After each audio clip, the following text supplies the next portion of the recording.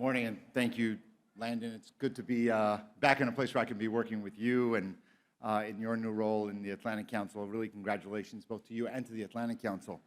And really congratulations to the Atlantic Council for convening again, because when the Atlantic Council has this gathering, as I think Dr. Sultan says, it's setting the agenda for the year, for 2023. And as we look at setting the agenda, I think before we can set that agenda, we have to look, I think, in review of 2022 and to see what kind of lessons we need to learn and what we've learned. Now, 2022 is packed with a lot of things that happen. So I'm going to focus on the many lessons that we need to learn on within the energy sector. This is a year where the energy markets were upended, but not by market fundamentals, but rather by missiles, tanks, and bullets as a horrific assault of one country on its neighbor invasion. The aggressor being a major energy supplier, which then impacts the markets and really changed, as we sort of talked about a little bit earlier, changing the flows of energy in a way that we never thought was ever happen, but also we probably would think was never possible. How could Europe possibly survive not one but two winters without flows from Russia? And yet, that's exactly what has been unfolding, and we're still in that process of trying to figure out how do you redirect energy around the world, both in gas, oil, and upon us on February 5th is the EU ban on oil products. And that is a change that we saw fundamentally in 2022 that we have to think about. What does that mean? And one of the things that that means is we have to focus, as we focus on the energy transition, is we have to do so while ensuring that we have adequate supplies in the market. And how do we do two things at the very same time? How do we make sure that commodities are priced, first of all, commodities are available and are priced in a way that support economic growth, especially as the world is facing increased inflation concerns and potentially a recession and trying to battle against that? How do we make sure that we focus on that transition, but we do have enough investment in increased production that supports the years of the energy transition to make sure we have those commodities and priced appropriately? And while we do that, we have to invest in accelerating the energy transition. And that means increasing investment in deployment of renewable energy and advancing clean technology. In 2022, the US Congress passed the largest investment in energy, climate, and energy transition that we've ever seen in the United States. And while we're seeing that, we know that that investment is coming, and we're going to look at 2023 as the year of implementation. And we know that to do that, we have to think about the last 2 years were about getting the tools, in the United States at least, getting the tools from Congress, getting the funding that we needed in this investment. But as we go forward now, it's all about implementation. It's all about making sure that we can have the resources to invest, and we're already seeing that ahead of 2023 taking shape in the United States. We've seen record investments in solar, wind, electric vehicle, battery, supply chains, materials and products from mining to processing, opening the first mining sector in the United States that we've seen in many, many decades, the first cobalt mine opening in Idaho this year. These are things we haven't seen in the United States in a very long time. And what that means is that we can ensure a diversified energy security for the future. So not, as we've talked about for the last 20 years, energy diversification, and we talked about oil and gas, we now have to have the exact same conversation for energy diversification in the energy of the future. And as we do that, that is the agreement that we signed with PACE that was mentioned before between the United States and the United Arab Emirates, a partnership to accelerate clean energy, to invest together $100 billion in these technologies. But here's the thing that was blocking us. Here's what's not working.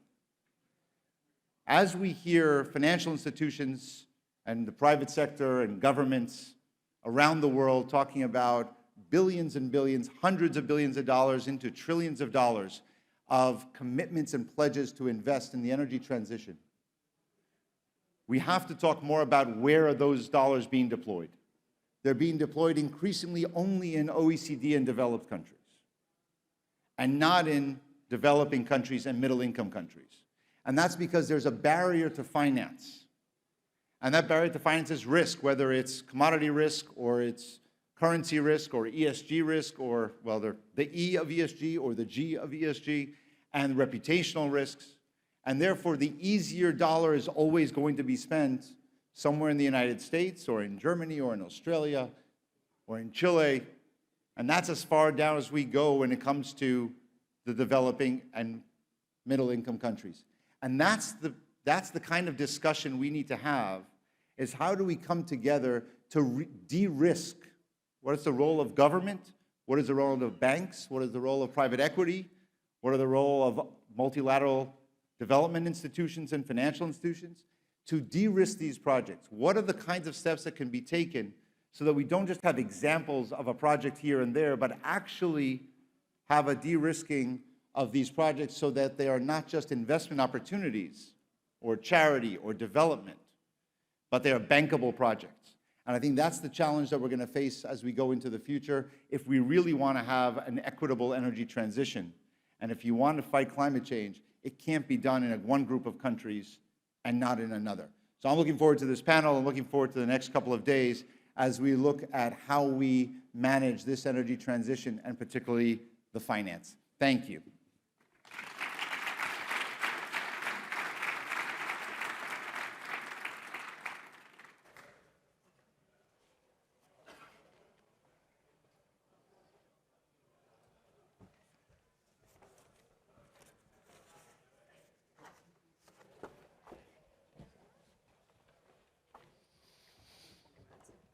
I told you this before. Good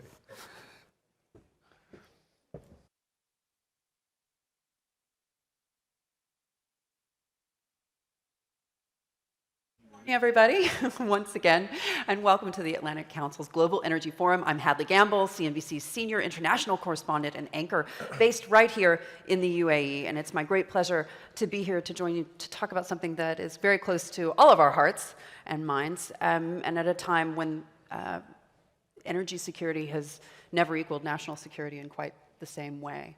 We're going to be talking about financing a sustainable and inclusive energy transition. Amos, you know, I want to introduce the rest of my panel. Elizabeth Lee, she is the Executive Vice President at the Rockefeller Foundation. I'm also speaking to Claudio Descalzi, of course, the CEO of E&I, and Bernie Mensah, the President of International at Bank of America. Panelists, welcome, and thank you so much for joining us. I want to kick it off actually with Amos. Just to sort of follow on to the situation that we find ourselves in today, it's no secret that the oil and gas community in the United States had high hopes, if you will, of the fact that the Republicans would be taking the House and what that could potentially mean for their agenda in the United States. But given what we saw over the last couple of weeks and their seeming inability to elect a speaker, do you think those hopes are misfounded? Speaking of energy finance. You know me so well.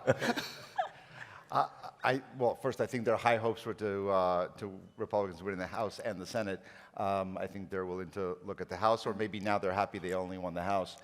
Look, I think it's not about politics, and it's on this issue, it's politics. Of course it is. Politics governs so much of what we do in order to be able to get things done. But what I said before is what I really mean. We've gotten a lot of tools from Congress. Congress has passed enormous amounts of funding for energy transition. So I think where we need to be now is working with the oil and gas sector. And you know, the Biden administration is clearly going to have continued disagreements on many issues with the oil and gas sector in the United States. There's no secret. I don't need to say it the other way. We're going to have disagreements. But I think we can also come together in dialogue to understand that we are living through an extraordinary time, a time of a war in Europe that is affecting the energy markets, that we are coming out of COVID economic growth, and now China coming out of COVID, the demand is rising, and we want to make sure we're all battling together to make sure we don't have an inflationary pressure. So I think the dialogue that we need to have with the oil and gas sector in the United States is how do we have an increase in production? How do we take extraordinary profits and invest them right back into America, into additional production? I think that's not going to be about Congress. We're going to hear a lot of investigations and hearings, and Congress will do what Congress does. But I think we have to keep our eye on the ball, and that is to make sure we have enough production in the United States and around the world while we do everything else to invest in the energy transition. We know we need it, and we know that we have a horizon that is long enough to justify those investments. It's a tough one, though, to engage with the American oil and gas community when you're telling them that they're acting in an un-American way by giving profits back to their shareholders. Isn't that capitalism? And capitalism, doesn't that pay for our ability to be a democracy and project our values? So Hadley, as you and I have discussed before in prior discussions, what I mean about when I say un-American, it's not, I don't think, there's no accusation of companies' motivations and companies how they're working. But when you're in a place where, as a result of this extraordinary year, the two best quarters in 150 years are both in the same year, and you compare the profit level of companies with the historic arc of translating profits on a sustained basis with investment in CapEx, we were a little bit of a mismatch of based on, or in a correlation to historic trends. And therefore, if you are going to have those kind of profits, and these are not revenues, these are profits, on a sustained basis and not invest, that is not what American business community has done for the last 100+ years. And we want to go back to the way it normally is, that when there is an extraordinary event, when there are large profits, when there's justification for additional capital expenditures, the companies do that. And to be fair, that's exactly what's happened over the last couple of months and weeks. We have heard more American companies announce that they are increasing CapEx for 2023. Their projection for increased production in 2023 is going up as well. We're having those conversations not just with American companies, but with companies both public, private, and state-owned, to have the same exact conversation across the board. Is a windfall tax still on the cards for 2023? I'm going to leave that conversation for, if that's something that we need, a tool that we need, then we can talk about it. It is not on the table at the moment. Bernie, I want to bring you in and talk a little bit more about the finance side of things. When you look at what's happening in the United States today, obviously, when it comes to governing, a divided house is not necessarily what you want from a policy perspective, but from a markets perspective, from a finance perspective, from a banking perspective. Tied up House and Senate actually means markets can look forward to a bit of status quo. How difficult, in your mind, is 2023 going to be for the financing of projects that we're talking about today? Thanks, Hadley. Thanks for having me here, and great to be here this week. I think for us in finance, the big issue is what the central banks are doing, and I think that's what's driving global flows. The deposits taken by the largest banks, and we all announced our results yesterday through the pandemic, increased a lot. I think our balance sheet at Bank of America went up from something like 2.3, 2.4 trillion to about 3 trillion. Some of that because of all the stimulus money that came in. But I think one of the most important macro issues that we're all facing is that for 10 years, central banks had expanded their balance sheets enormously by trillions of dollars. I think cumulatively, Japan, Europe, UK, and the US, maybe 10 trillion, something like that. They've all said, we're shrinking our balance sheets back down, and we're feeling that ripple effect. And I think after 10 years of expansion, it's going to take more than a quarter or two for that to feed through. And we'll all have to adjust from zero rates, negative rates. So that will be one, I'm not sure if it's a headwind, but it will be a reallocation of all of those excess savings in the marketplace. And we'll deal with that, and we're very well set up and able to deal with that.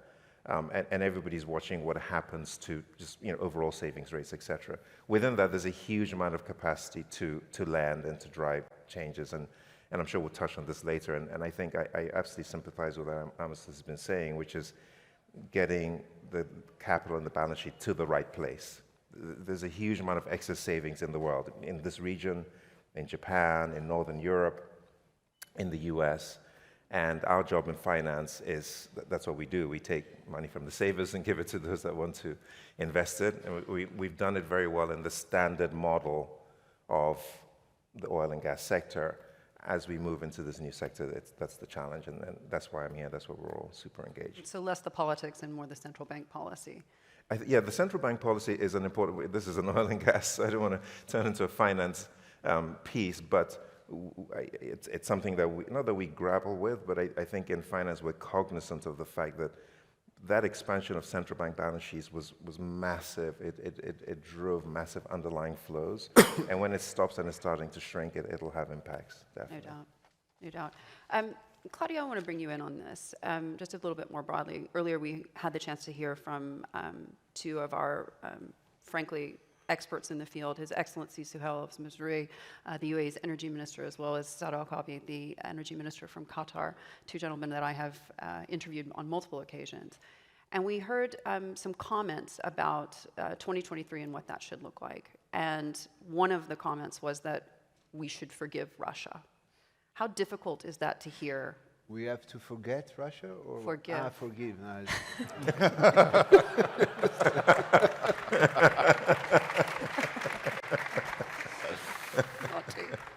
No, I don't know. I think that the war is still there, and it's not easy to forgive anybody when you kill people or innocent people or women and children and bomb hospital. And so I think that more than forgive, we have to understand and understand the sense of the life for our world, for our modern world, because that is happening there. So when we talk about energy security, you talk about financing how you allocate your money, how much in the gas, how much in the renewable, and you think that people are killing themselves close to you, also far from for you. I think that that is the priority. That is the thing that we have to solve. And we have to, otherwise, there is a big elephant in the room. We hide to ourselves this kind of stuff. And when we hide something, sooner or later it's coming back bigger and bigger. That is a sense of forgiven. If you forgiven, it means that you are not looking at that, you are not thinking that you have to solve this kind of issue. You talk about something else. Honestly, energy security is a big problem. Rates that are increasing, the cost of money, and all the other stuff. But I think that 2023, the priority is Ukraine. That's from my point of view, is Russia, is the relationship with China. I'm not a politician, but I think that you cannot manage and talk about money and talk about energy and industry. It's clear that if you are not looking at that, a lot of people are going to suffer. But from the other side, we talk about freedom, democracy, and people that is dying. Yeah. I don't know if I answered for the forgiveness issue. I knew this was a bee in your bonnet. I wanted to give you the chance to talk about it. But following on to that, you were talking now in Europe about a carbon border tax. Is it a good idea? It's a good idea. I don't know. There are plus and minus, because when the big issue is you are fixing something that was not well managed, because it's very strange that Europe is the only continent, it's not a country, or that apply a very heavy, they say carbon tax. It's a very heavy carbon tax, about 100 euro per ton. It's good. I think that we need a carbon tax to push people to invest. With this carbon tax, we are able to do the CCS, because it's cheaper than pay a tax, or you develop technology. So Europe is the only one. So everybody is claiming for climate change, but nobody wants to apply the ETS or the carbon tax. That is very strange, because Europe is count for now less than 8% of the total emissions. And you look at the US, you look at China, so all the other big country where we have emissions count for 60, 65. And they claim they want renewable, they want all this kind of stuff. But when we have to put taxes, There is no agreement. So how you can claim to be for the climate change if then you don't do anything against, not just proactively investing in renewable. It's good, or investing in CCUS or biofuel, but we have to give the right conditions. So the answer is the adjusted carbon tax is correct. It's something to fix, but then we are alone. So if you put taxes on the product, we have already a disruption, strong disruption on the supply chain. Yeah. COVID, war, tariff war between China and the US. So the globalization in terms of supply chain is practically finished. Mm-hmm. We don't have product, we don't have raw material, we don't have steel. All the processes are slowing down. So when we talk about we have to increase gas production, we cannot do normally that overnight. But with this supply chain disruption, it's very, very difficult. Then you put taxes on product. I think that is a war that has to stop a minute to understand what we want to do, because there are too many diverging directions. And the divergent direction then can lead to the Russian-Ukraine issue and other issues. Amos, Claudio's lonely. Are we going to see a carbon tax in the United States, in your mind, to equal what they're doing in Europe? I think that's probably a question that you should also ask folks in Congress. Look, I think we have to, instead of looking at whether or not we're going to do a carbon tax, and I think obviously the political reality today is a little bit different than it was a couple of months ago when it comes to being able to pass these things. I think we have to start focusing more on the tools that we do have and implementing. And I think that's what we have to come together, whether it's E&I, Bank of America, and or Rockefeller, as we all come together to figure out how do we get the kind of financial investment necessary. Bernie talked about getting it from those who have the savings and putting it into the right place. I think that's the challenge that we have no answer for at the moment, and that's the biggest challenge of coming forward. Claudio just talked about products that we don't have enough of, and if you want to look at the challenge of the supply chains for renewable energy, for electric vehicles, for batteries, for storage, for chips, all of those, we don't have enough of those materials today to be able to supply the kind of growth that we are all talking about in the projections. So we have to come together to say, okay, where is the money that we have on the investor side that Bernie's referring to, and how do we put that into play in order to make sure that we do have a well-supplied energy? Because otherwise, the energy security question that you started with, that question in 2025 and 2028 is going to be, well, now we can't produce the cars because we don't have the lithium or the cobalt, and we can't produce the steel because we don't have enough gas, and we don't have, for green steel we're going to have, or clean steel, we're going to have green hydrogen, which we definitely won't have enough of at that point. So we're going to get into a whole different set of questions of what does energy security mean, and it's going to happen a lot faster and a lot more quickly than I think people are expecting, anticipating, and preparing for. And the overarching narrative is how we are actually going to be able to pay for it. Elizabeth, I want to bring you in on this, because when I was sitting in Sharm el-Sheikh at the COP27, I spoke with the managing director of the IMF, Kristalina Georgieva, and she essentially said to me, this is all going to be on the private sector, because you cannot depend on governments who are under strain, and you also cannot depend on organizations like mine, like the World Bank. In your mind, what does this set us up for in terms of the financial instruments that we're going to need to get to the transition that we need? And thank you, Hadley, and thank you to the Atlantic Council for inviting us to participate today. It's great to be on a panel and listening to all these great ideas. I mean, I think it's a really important point, and we were just talking in the green room before, that seems like a very, we need to have a holistic view, and I think that to me is the role of philanthropy. And as I was thinking about what to say today, I mean, I feel like there are three things that we at the foundation do well. We do de-risking capital. I think that's what we're probably known for. But we also spend a lot of time thinking about new ways of working and using our voice to advocate for the changes that we see and what we need and what we see from the work that we do. And so I would say we have to work with the private sector, but we're not going to get to the place that we want unless we come together across the private sector, across philanthropy, across governments, to really deliver those new solutions and new ways of working that we need in order to achieve the transition goals that we've talked about. Yeah. Bernie, in terms of those financial instruments, what does this look like to you? Solutions for this. I think it looks like a lot of. I think it looks like a lot of just engagement. I think I can do a bit of a speech about structured finance and blended capital and people taking different parts of the capital structure. So if Georgina was saying that I would disagree slightly, she is important being at the table because they just have a different risk appetite, or they'll have different return metrics that they might want, which is different to what shareholders of E&I might want or what governments might want.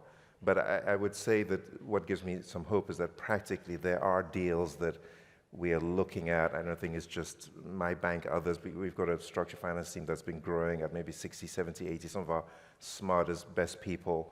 And they're looking at deals every day, and we're executing on those deals every day. Not as much as we would like, but I think what happens is those deals come in, they might be in Mozambique or they might be in Germany, and you're trying to figure out, and they don't work, then you get the next deal, then you call somebody that Amos might know, and he might come in, or she, and figure out how to make that work. The Indonesian just energy structure was interesting, started off in South Africa. Perhaps my specific piece is trying to make sure that we do it at scale as quickly as possible. At the moment, my sense is there's lots of smaller things. There's an element of, oh, isn't this cool? We've done this innovative thing for this piece here, but it hasn't really lit a fire, as I might say. Yeah. But practically, those things are happening. One of the comments that we heard earlier from Mr. Mazrui was essentially saying that the challenges, the things that he's worried about, and he said another year of high price fluctuation. Amos, in your mind, is the U.S. prepared for prices at 100? Because when we spoke yesterday on CNBC, there have been suggestions that we could see prices at $100, $110 a barrel. And you told me, I just don't know if prices will get there. And since yesterday, I still don't know. I think that there's look, it's not for us to prepare. We have to prepare for different scenarios. And what we've done over the last 18 months in hyperdrive has been to work with consumers and suppliers round the clock. I mean, before the war started, I was making calls to Claudio to ask him, in different scenarios, what happens? How do you surge capacity in different markets? And I called others to do the same thing. How do we figure out what that is? I can't control what the price is going to be. What I can control is what our reactions are. And we had a weird market where in gas, global prices were rising, but it was because of an event. We were taking a product off, a producer took its product off the market all of a sudden in natural gas. We now have the EU passed a ban on crude and a ban on products. We have a price cap on crude. We may have a price cap on products that would come into play in a few weeks from now. We have to see. We're all in discussions on that. So this is not a regular market where there's just price fluctuation based on supply and demand. There are real geopolitical events that are affecting that. So I think we do have to be prepared for higher prices and what our responses are. We will be prepared for that. We are looking at those scenarios. We have to be prepared for the reverse and what happens if prices decline and go to a lower level, and how are we opportunistic in the market there in order to continue to ensure our future. So this is going to be a really fluid dynamic. I don't know I think Claudio is right in one fundamental way, and I think His Excellency Minister Mazrui, as you just quoted, that this year is going to be about the war. And what happens in the war is going to determine, if it escalates or if it dissipates, will determine what the price environment that we're all in. And we're going to have to all get together and have this conversation. And that's going to go towards the financial sector in the United States and around the world, the oil and gas sector, and the governments to figure out how do we prepare for it. You've used the Strategic Petroleum Reserve repeatedly to address price fluctuation. Some people would say successfully, others would say you got lucky or it was a blip. What else is on the table? Look, let me just correct you. I don't think that we didn't use the Strategic Petroleum Reserve because of price fluctuations. We've had plenty of price fluctuations in the past. We had years of prices above $100 and we didn't use the Strategic Petroleum Reserve. We used the SPR as a result of a crisis that was causing the price fluctuations, and there's a big difference. The previous time we used the SPR was during the Libya war, when nearly 2 million barrels came off the market overnight. It's not the fluctuation that you're addressing, it's the fact that there's an underlying security crisis that is an emergency, and that's what the SPR is. We've used it, as you said, in an extraordinary way. If you remember, in June, we were at over $120 a barrel. Today, we're at 80 or so. So if those who argue that adding 1 million barrels a day doesn't matter, then it shouldn't matter in any event. So I think that's a bit hard to argue. We have more that we can use in the future. I think that we worked together with Congress and canceled the mandated releases 2024 through 2027. That's a significant amount of oil that the market was expecting that would be released from the SPR. Well, we canceled it. In this price environment, that doesn't make a lot of sense. And we will, at the same time, continue to use that if a crisis emerges or one that will affect consumers in the United States and around the world. And I think the alternative of going into a recession as a result of exceeding energy prices is probably not advantageous. Yeah. Claudio, how difficult is the price environment for you today in Europe? Because we're talking about recession, we're talking about the worries about central bank policy, and frankly, in the UK, they are already there. So the price is not really the main problem, because after 8 years of very low prices, our company immediately reacted. So because we cannot control the price, we had to control ourselves the cost, and we reduced what we call the cash neutrality, so the total break-even.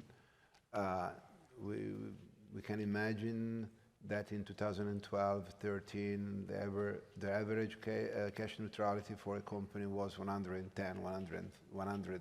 per barrel. Now it's about less than $40 per barrel. It means that with a price at $40 per barrel, you can survive.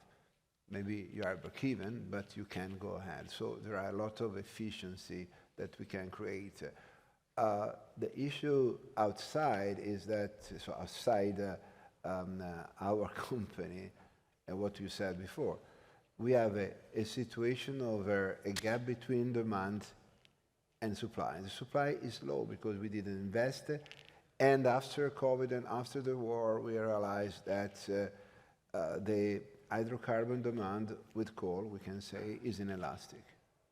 That's what we didn't believe. We thought that 20 years ago, we thought that now the gas demand in Europe was 50% less, the same. And in China is 7 or 8 times more. So there is a big increase of gas demand. And that was good because coal went down. Now coal is ramping again. So we have this issue that we have to invest. And investing now is not easy. You must have the right KPI to go to Ben and ask for money, because you have to, what we are doing is link our bond or our financing process to a sustainability-linked bonds. We have been the first last year to have a framework that we presented, and then after one month we issue a bond. Sustainability bond means that you have to set a path up to 2050. You must be net zero. You must have intermediate targets, so 25, 26, 30, 35, 40, 45, 50. And you have to demonstrate in terms of renewables, CO2, GHG emission, methane emission, scope 1, 2, and 3. So it's a matrix with a lot of elements. certified. You go to the bank, say, I need this because I have this. And if you are not able to be compliant, you pay a penalty in terms of cost of money. So it's quite complex. Big company can do that. Small companies much more difficult, so they cannot get money to invest in the upstream. So the process is this for the investment. Then, as we talked before, the supply chain. There is a big disruption. So now there is hub, there is onshoring, nearshoring, and after COVID, we have a regional hub that try to be self-sufficient because they realize that if they need something, it was not like before that you buy also if the product is built, is manufacturing somewhere else. No, now the main and critical issue to survive must be in your country. So that means a big separation. That is true for renewables because there's no a long distance connection. Is true for everything. So energy, from energy you have health, food. Food is, we never talk about food, but the disruption that we have with food because of the war and because of the, I think, lack of investment, especially in Africa. Africa is buying everything, is creating an underbalance, a very dangerous underbalance. So I'm not worried about the price. The price, I can cure the price with our internal stuff, but the rest, so if we have to increase the production to reduce the price, it's almost impossible now. First of all, because upstream takes 6-7 years to get through with some production, maybe more if it's a green field. And then we have this discrepancy and gap between the supply that we made in the last 3 years. I talk about green hydrogen, where we work, or renewable in terms of continuity of energy delivery, and we are not there. Yeah. So we have to be, I think, the issue is that it's not for the US, but generally speaking, the world never talk about energy security. Never. Because energy is there, Russia, and we never talk, like for the virus, we never talk about COVID, but overnight everybody became expert. So everybody talk about COVID, now everybody talk about energy. And that creates a big mess, because there are, no, a big mess. No, Are we talking about the politicians or just no, I talk about everybody. the armchair politicians? No, I thought it's a big mess because you must be competent to talk about something. Otherwise, you can jeopardize and kill somebody. Kill in terms that you can harm somebody because you select the wrong solution. That is much worse than the problem itself. Do you ever believe there'll be accountability for those who made decisions that actually imperiled Europe's security with regards to Nord Stream 2, with regards to Nord Stream and to the relationship with Russia? And I'm talking about Angela Merkel and others. I think that if there is no energy security plan, what you can do. If there is an energy security plan, the first point is diversification of regional of the sources, diversification of technologies, and expert, permanent, ready to face the issues. So that is organization and processes. If you don't have that, it's not easy. You grab what you have every day and you live day by day, but that is not in an organized and rich society. Yeah. Bernie, when you think about how difficult it is for you to make decisions long term, obviously His Excellency, the Qatari Energy Minister, was talking about governance and the worry of having a 4 to 8 year time horizon on what you can do and the security of your investment as a result of that. Now we're seeing activist investors pushing back. We're seeing, for example, the state of Florida, in terms of their pension fund, they don't agree with the ESG methods and investments, for example, of Larry Fink, and so they've decided to pull their money. We saw that during the Trump administration as well. To your mind, how difficult does that make your decisions? Because if you don't have a long-term horizon, Yeah. and you've got to worry about, as we say, the politics and perhaps those who may or may not actually understand the energy market, Yeah. it's kind of tough to be one of the top investors. We would love a roadmap set by the politicians that says, here's the transition path, here are the transition energy sources, here's what's going to happen, and then that way we can figure out what the investment horizons might be, etc. And actually, we worry that we don't want to become a tool for that policy mix by regulate. We're one of those highly regulated industries, so we don't want to become a tool for that policy mix decision by governments or our regulators telling us what our balance sheet should look like, or stressing it in this way or that, or adding capital or liquidity buffers given what our lending book looks like. So we're very keen to be told what the path is, and then we get it. If a government says no more hydrocarbon cars in 10 years, No more, Claudio. no more, You dropped me. then it makes a difference. So we have to manage through that, and we have huge competing interests that call on us and ask us what we're doing with our lending. Absolutely. In the U.S., there are some states that have subpoenaed us. It's public knowledge, and with respect to what our lending policies are, and we have others that are the other way. I occasionally attend our annual general meeting when it's in person, because of COVID hasn't been, and we have a lot of activists that are pretty aggressive about what we're doing. So we have to navigate that, which is fine. That's what we do, and I think that's what we choose to do. But I think that I think we are engaged, and as is the rest of the industry, in really trying to just to keep that balance and to manage through. And then the other thing I would say is, touching a little bit on where Claudio went, there is a lot of underlying infrastructure in finance as well that isn't as visible. Really boring stuff like accounting policies and disclosure policies. And we do a lot of work with middle market companies that are in the supply chain. Because for E&I and for the big companies, they know what's coming and they got the resources to set themselves up for that. And we worry about a lot of people that we lend $1 million to $2 million to smaller companies that will wake up one day and find that they can't sell their product on Amazon because Amazon is it green or not, and they're like, what are you talking about?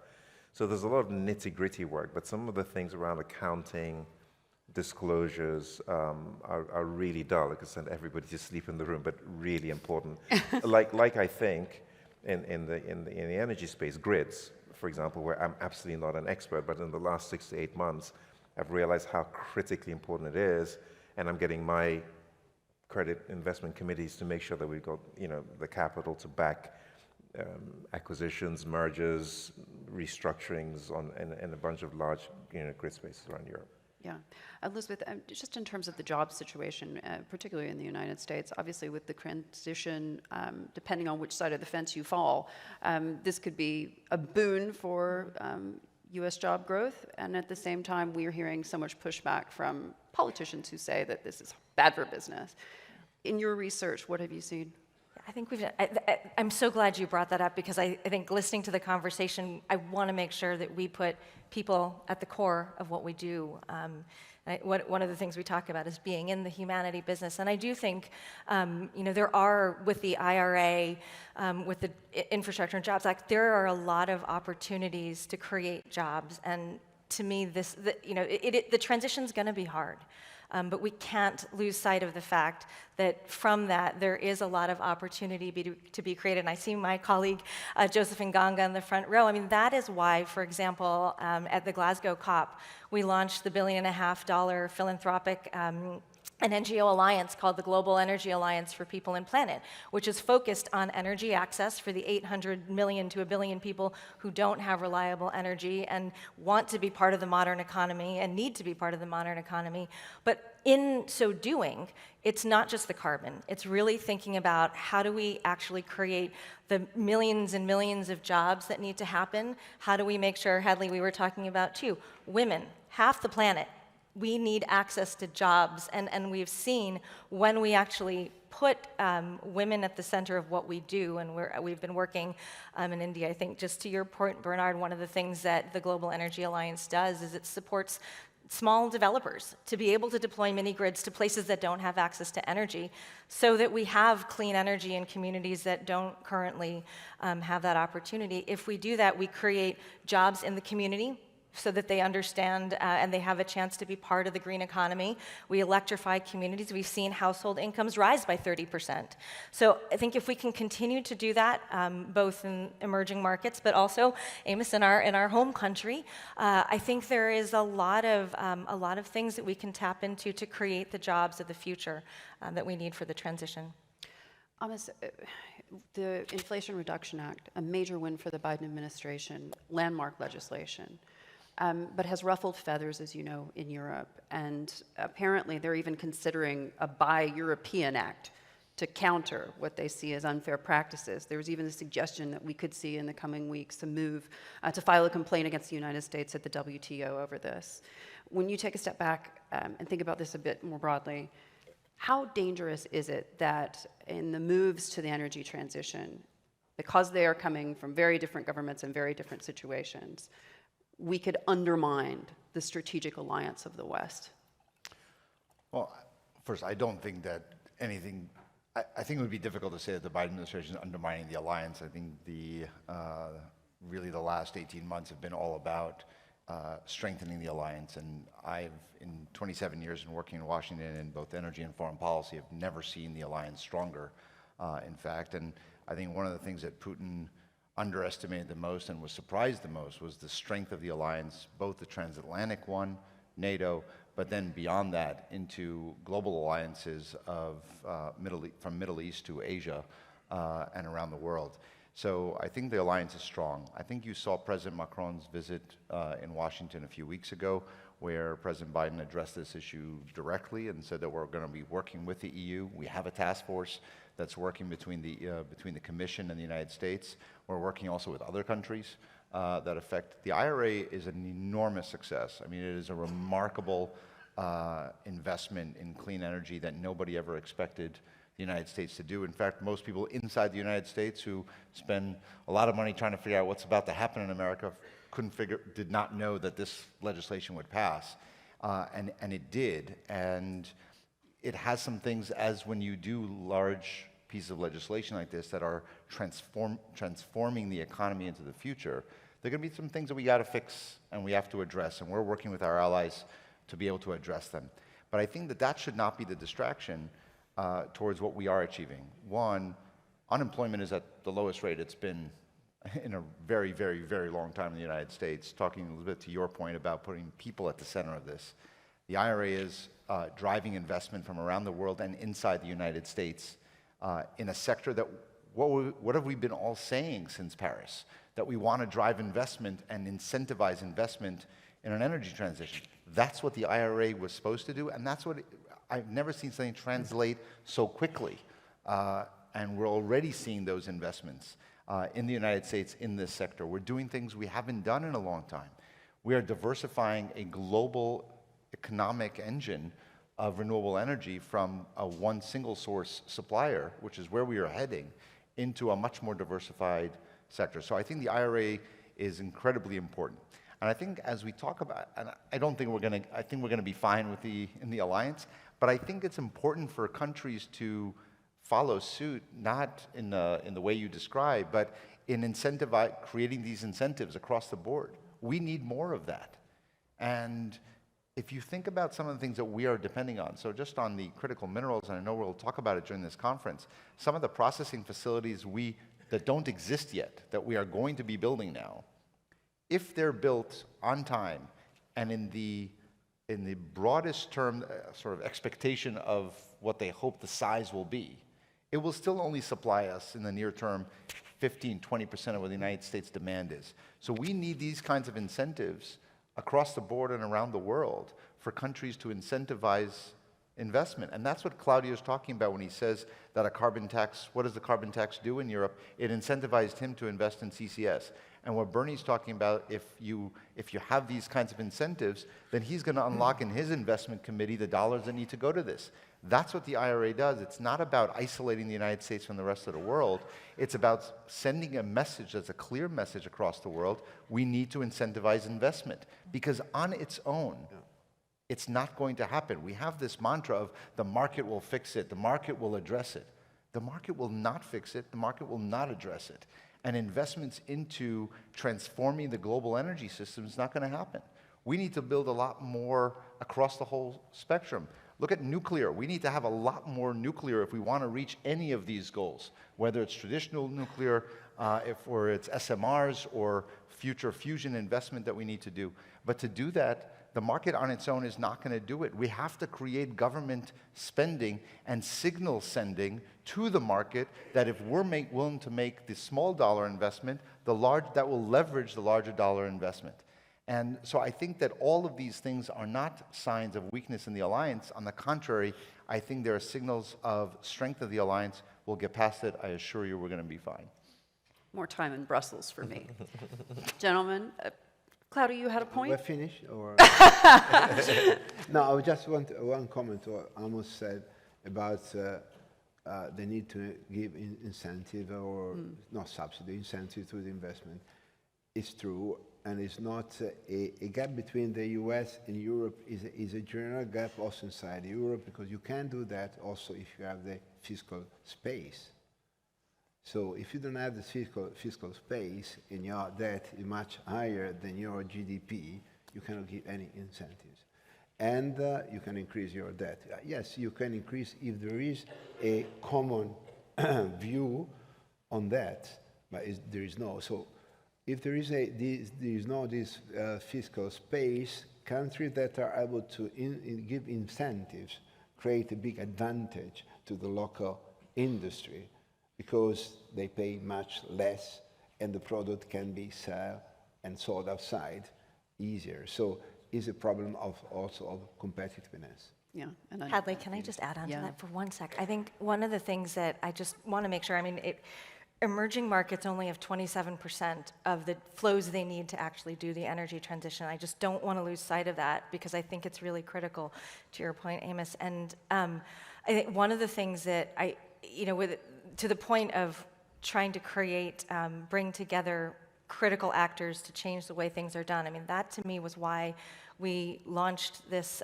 Bridgetown initiative with Prime Minister Mia Mottley to really think about how do we do what you're saying. We need to fix the global financial architecture in a way that is not impeding investment from the private sector, that encourages additional investment from government. And so I think working together as a planet to achieve these goals with all the different people coming together, that's what we need to do in order to accelerate the energy transition and also make sure that it is just by putting people at the center of it. So just wanted to add that on. Thanks, Hadley. An excellent way to round it out. Thank you guys so much for joining us. Thank you. Thank you. Thank you.